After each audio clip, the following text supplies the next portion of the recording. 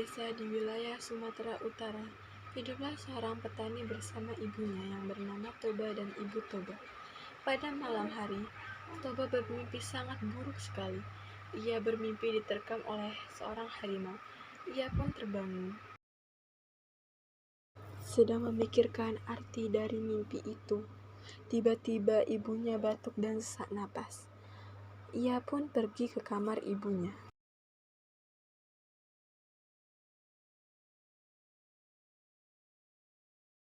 Tapi batuk dan sesak napas yang dialami ibu semakin parah. Tadinya batuk biasa menjadi batuk berdarah.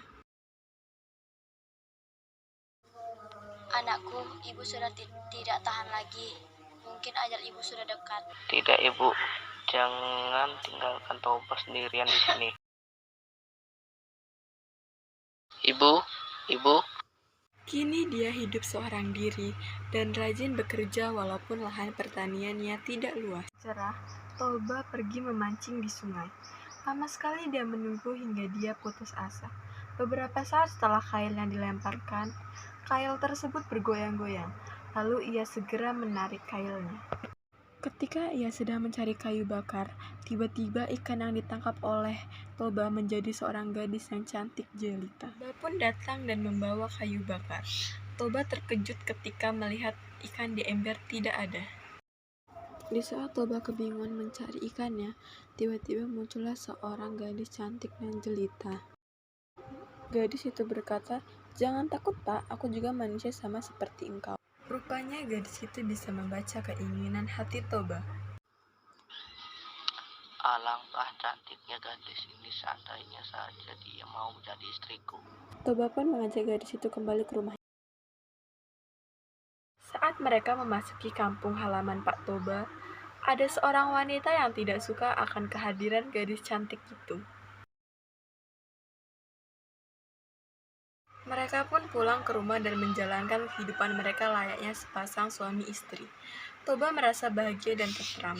Setahun kemudian, kebahagiaan Toba dan gadis cantik bertambah karena gadis itu melahirkan seorang anak laki-laki yang diberi nama Samosir. Samosir tumbuh menjadi anak laki-laki yang sehat dan kuat, tetapi sangat nakal.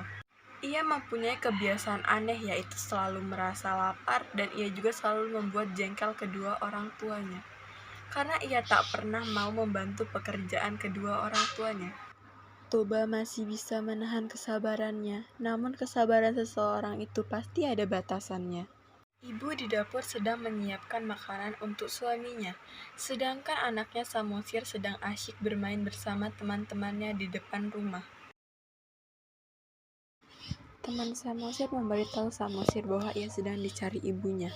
Samosir tahu bahwa ibunya menyuruh ia mengantarkan bekal kepada ayahnya, dan ia pun kembali ke rumah untuk menemui ibunya.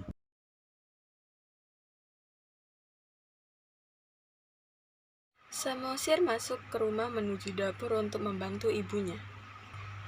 Dari awal, Samosir memang sudah tidak berniat mengantarkan makanan tersebut.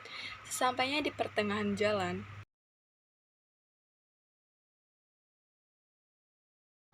di tengah perjalanan, ia berhenti untuk memakan bekal ayahnya dikarenakan dia sudah kecapean untuk berjalan.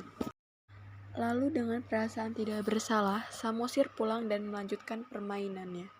Bapaknya yang sudah kepanasan dan kelaparan menunggu memutuskan untuk pulang. Sesampainya di rumah, Toba secara tidak sengaja menyebut bahwa Samosir anak ikan. Samosir menangis lalu berlari menemui ibunya di ladang. Sesampainya di ladang, Samosir pun menanya kepada ibunya apakah benar dia anak ikan. Ibunya pun menjawab bahwa ia emang ikan sebelum menikahi ayahnya. Ibunya pun menyuruh Samosir pergi ke bukit dan menaiki pohon.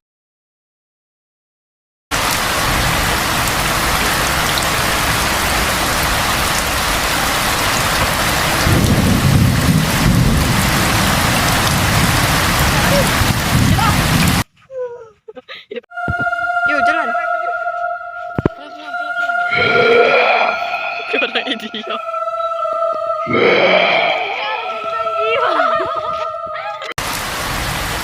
Hujan turun dengan lambat dan membuat daerah itu berubah menjadi danau. Pulau Danau Toba dan di tengahnya adalah Pulau Samosir yang kini menjadi asal mula Danau Toba. Oh my god, I think it's happening again.